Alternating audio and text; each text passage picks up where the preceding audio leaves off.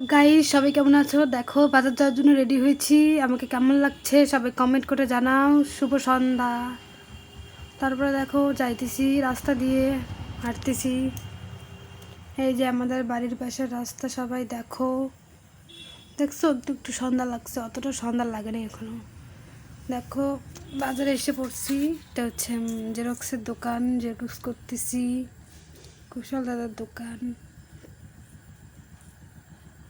দেখো সবাই দোকানটা জেরক্স করতেছি। ফটো উঠছে, ফটো বের করতেছে দাদাটা।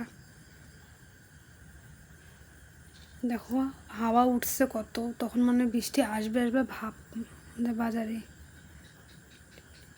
দেখো আমাদের বাজার, আমার কাজ কমপ্লিট। এখন বাজারে যাইতেছি, বাজারের ভিতরে চাউমিন কিনতে। 10 টাকার বড়া নিলাম দাদুর জন্য। দোকান 2 প্লেট চাউমিন নিলাম, প্লেট ভাইয়ের জন্য, 1 প্লেট আমার জন্য।